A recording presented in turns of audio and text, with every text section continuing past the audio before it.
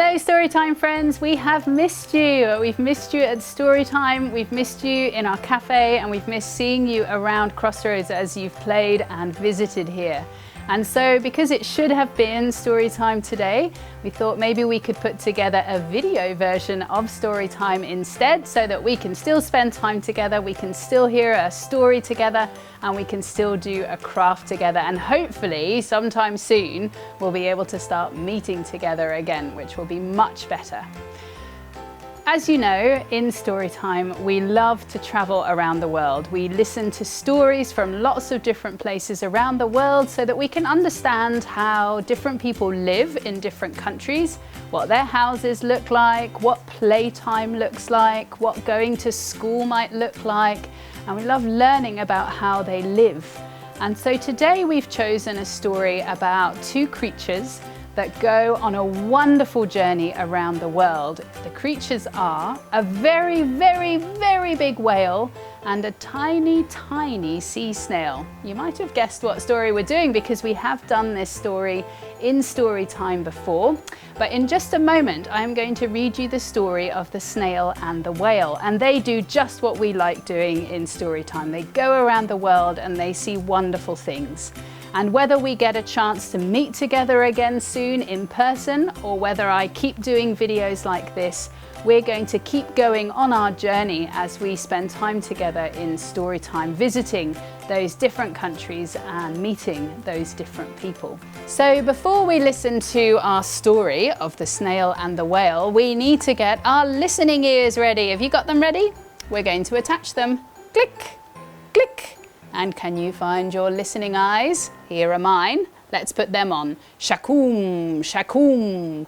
And everyone was nice and quiet. The Snail and the Whale by Julia Donaldson and Axel Scheffler. This is the tale of a tiny snail and a great big grey-blue humpback whale. This is a rock as black as soot, and this is a snail with an itchy foot. The sea snail slithered all over the rock and gazed at the sea and the ships in the dock. And as she gazed, she sniffed and sighed. How the sea is deep and the world is wide. How I long to sail, said the tiny snail. These are the other snails in the flock, who all stuck tight to the smooth black rock, and said to the snail with the itchy foot, "Be quiet, don't wriggle, sit still, stay put." But the tiny sea snail sighed and sniffed, then cried, "I've got it! I'll hitch a lift."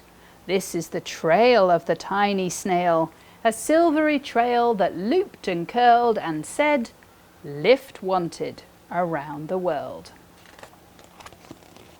This is the whale who came one night, when the tide was high and the stars were bright, a humpback whale immensely long, who sang to the snail a wonderful song of shimmering ice and coral caves and shooting stars and enormous waves.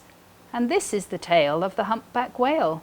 He held it out of the starlit sea and said to the snail, "Come sail with me."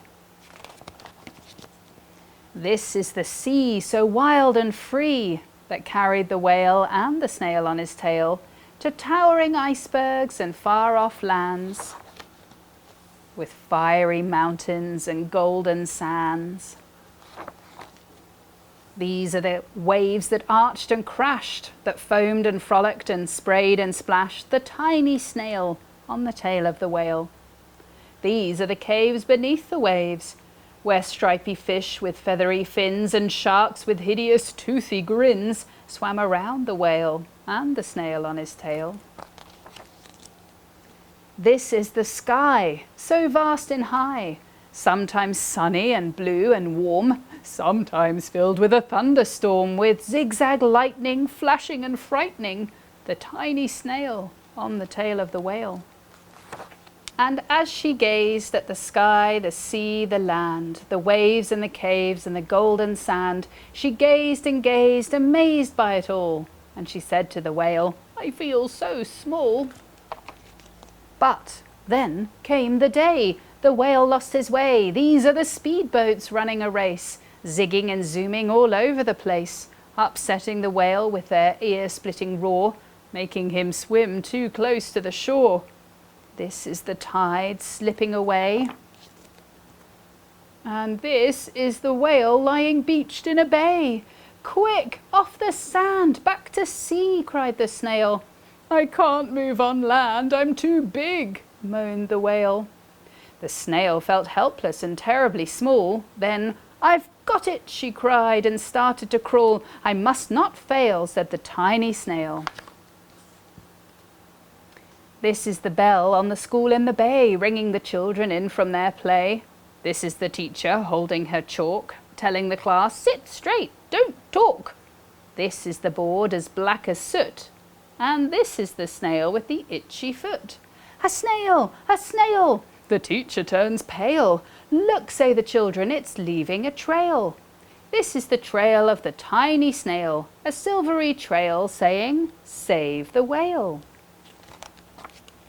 These are the children running from school, fetching the fireman, digging a pool, squirting and spraying to keep the whale cool. This is the tide coming into the bay, and these are the villagers shouting, hooray, as the whale and the snail travel safely away. Back to the dock and the flock on the rock, who said, how time's flown, and haven't you grown?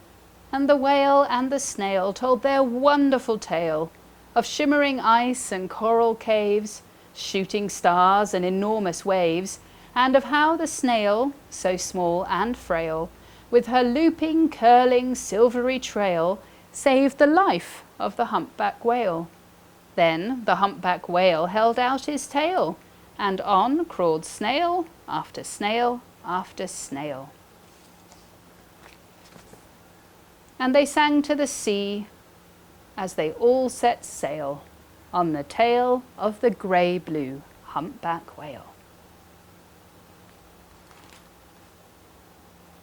And that's the story of the snail and the whale. They went on a wonderful journey all around the world, just like we like to do in story time. Now, are you ready for a craft? Because I am.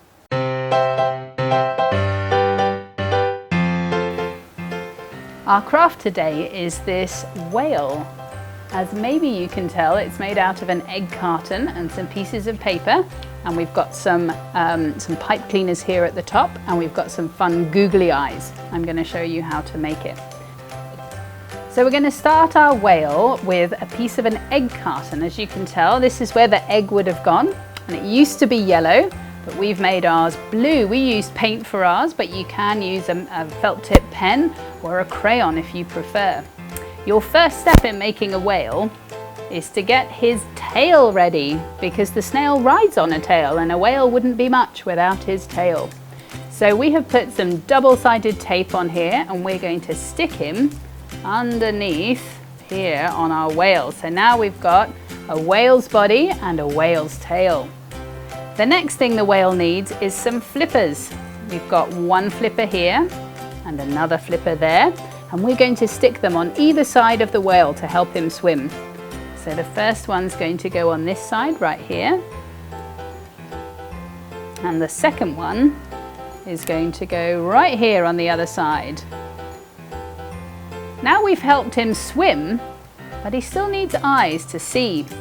So we've got some googly eyes over here, and we're going to stick them on the face of the whale. Let's stick them on.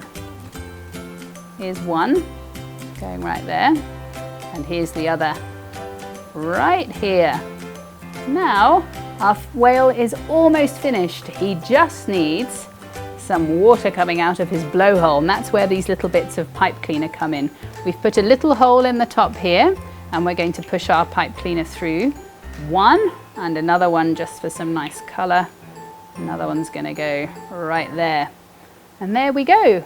And that's the end of this video version of Story Time. We've done a wonderful story, we've been around the world, and we've made a craft. We would just love to hear from you about how you're going and how your craft went. And if you'd like to send us a picture of you with your whale, we would absolutely love to see it. Just let your mum, dad or auntie know, and maybe they could send us a message or an email so that we can see you in your homes making your own crafts. I hope that next time we have story time, we can start meeting together again, but if not, I'll do another video. Until next time, friends, bye!